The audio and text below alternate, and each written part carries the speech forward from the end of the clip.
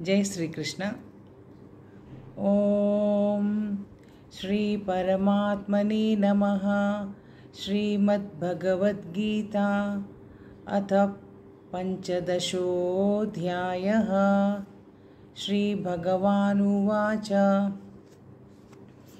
ऊर्ध्वमूलमधः शाखम् अश्वत्थं प्राहुरव्ययम् छन्दांसि यस्य पर्णानि यस्तं ववेद स वेदवित्। अधश्चोर्ध्वं प्रसृतास्तस्य शाखा गुणप्रवृद्धा विषयप्रवाला। अधश्च मूलान्यनुसन्ततानि कर्मानुबन्धीनि मनुष्यलोके। न रूपमस्येह ततोपलभ्यते नान्तो न चादिर्न च सम्प्रतिष्ठा। अश्वत्थमेनं सुविरूढमूलम् असङ्गशस्त्रेण दृढेन छित्त्वा।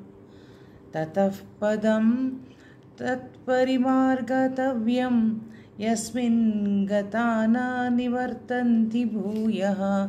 तमेव चाद्यं पुरुषं प्रपद्ये यतः प्रवृत्तिः प्रसृता पुराणी।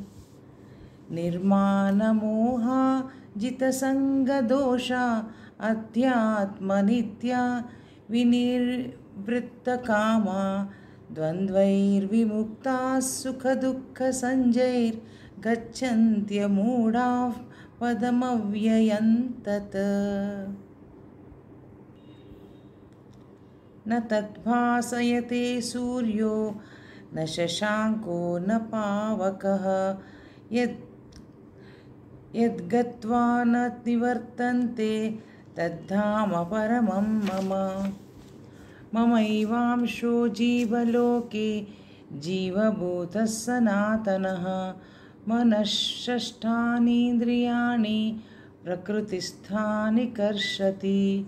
शरीरं यद्वाप्नोति यच्चाप्युत्क्रामतीश्वरः गृहीत्वैतानि संयाति वायुर्गन्धानि वाशयात्।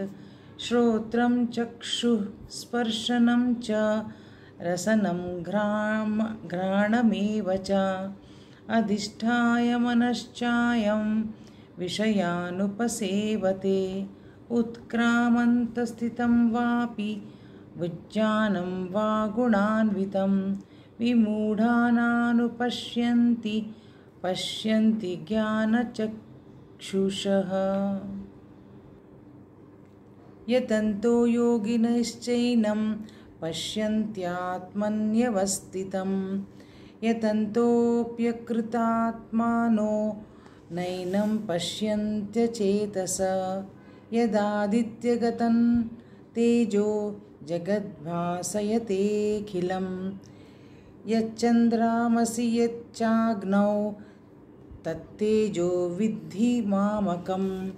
गामाविश्य च भूतानि धारयाम्यहमोजसा।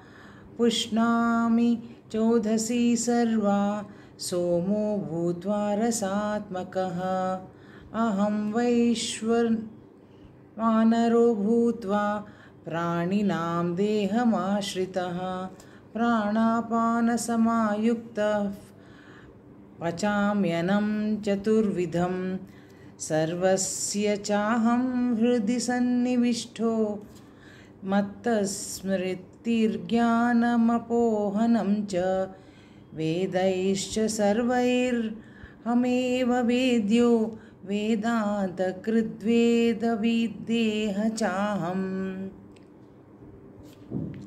द्वामिमौ पुरुषो लोके क्षरश्चक्षाक्षर एव च। क्षरः सर्वाणि भूतानि कूटस्थोऽक्षर उच्यते। उत्तमः पुरुषस्त्वन्य। द्वामिमौ पुरुषो लोके क्षरश्चाक्षर एव च। क्षरः सर्वाणि भूतानि कूटस्थोऽक्षर उच्यते। उत्तमपुरुषस्त्वन्यः परमात्मेत्युदाहृतः यो लोकत्रयमाविश्य बिभर्तव्यय ईश्वरः। यस्मात्क्षरमतीतोऽहम् अक्षरादपि चोत्तमः अतोऽस्मि लोके वेदे च प्रतितः पुरुषोत्तमः। यो मामेव सम्मूढो जानाति पुरुषोत्तमं स सर्वविद्भजति मां सर्वभावेन भारत इति गुह्यतं शास्त्रम् इदमुक्तं मया नघ। यदद्बुद्ध्वा बुद्धिमान्यः स्यात् कृतकृत्यश्च भारत।